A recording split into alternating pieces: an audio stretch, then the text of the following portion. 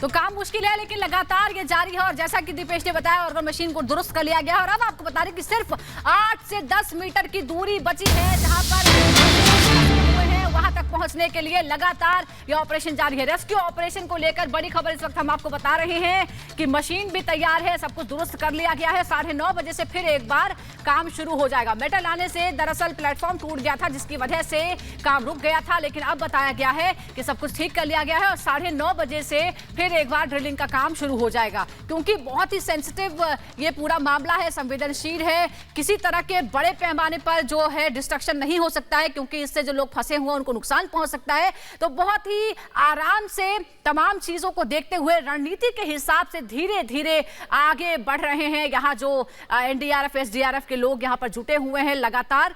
आज 13 दिन हो चुके हैं लेकिन आज उम्मीद है सबसे ज्यादा कि अब जाकर वो बाहर निकल आएंगे और हमारे कई सहयोगी हमारे साथ लगातार जुड़े हुए हैं। 24 घंटे हम आपको इसकी खबर दे रहे हैं। सृष्टि सबसे पहले हमारे साथ जुड़ गए हैं। सृष्टि, क्या जानकारी है? बताया जा रहा है कि ऑगर मशीन का प्लेटफॉर्म ठीक कर लिया गया है, अभी क्या चल रहा है, कब तक ड्रिलिंग का काम फिर शुरू हो जाएगा?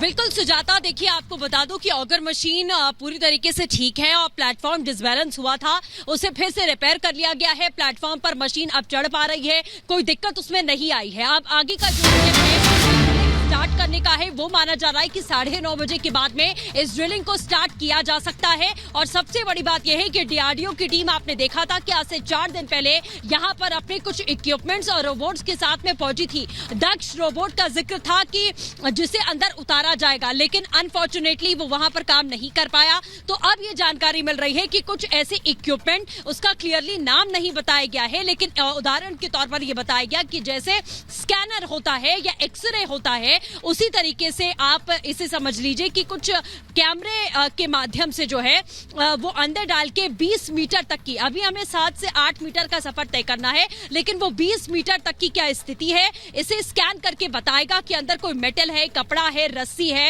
या किसी तरीके का पत्थर है, ये उसके जरिए हमें बता दिया जाएगा। जो कल अधिकारियों ने कहा था कि हमारे पास एक वैकल्पिक व्यवस्था भी है ये पता लगाने की, तो वो पता लगाने के बाद में 7 से 8 मीटर ड्रिल करना है, लेकिन 20 मीटर तक की जो स्थिति है वो बताई जाएगी। और अगर बीच में कोई मलबा आता है तो उसे फिर से काटना बड़ी चुनौती है, क्योंकि बिना उसे काटे ड्रिलिंग मशीन काम नहीं कर पाएगी। और ड्रिलिंग मशीन के जो पार्ट्स हैं, यानी कि जो ब्लेड है, वो ऐसे जब ठोस पदार्थ किसी से लड़ती है तो उसकी जो ब्लेड है वो मुड़ जाती है, जिसकी वजह से ये काम रोकना पड़ता है। इसीलिए ये विकल्प निकाला गया है कि हम पहले ही स्कैन करके पता लगा लेंगे कि आखिरकार कहां पर। बिल्कुल, डीआरडीओ अपने साथ में ये तमाम इक्विपमेंट्स लेकर आया था सुजाता, और वो उनके पास में मौजूद है।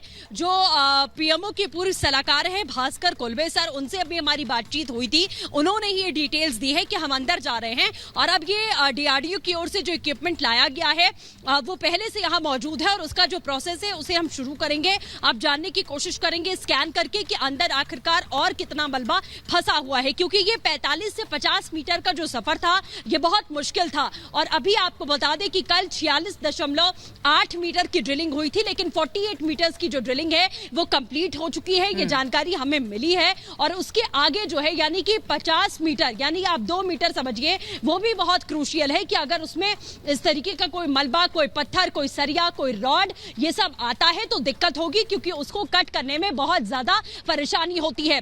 48 मीटर तक की पाइप बिछा ली गई है, उसके अंदर जाकर कट करना पड़ता है, इस वजह से जो है वो दिक्कत का सामना करना पड़ रहा है। और आज 13 दिन हो चुके हैं और 13वें दिन की सुबह की शुरुआत है। उम्मीद हम ये कर सकते हैं, टाइमलाइन नहीं बताई जा सकती, लेकिन सिर्फ ये उम्मीद है कि अगर इस तरीके का कोई हडल नहीं आया तो 7 से 8 मीटर की जो ड्रिल है वो बहुत ज्यादा लंबा रास्ता नहीं है, उसे जल्द पूरा किया जा सकता है। इसी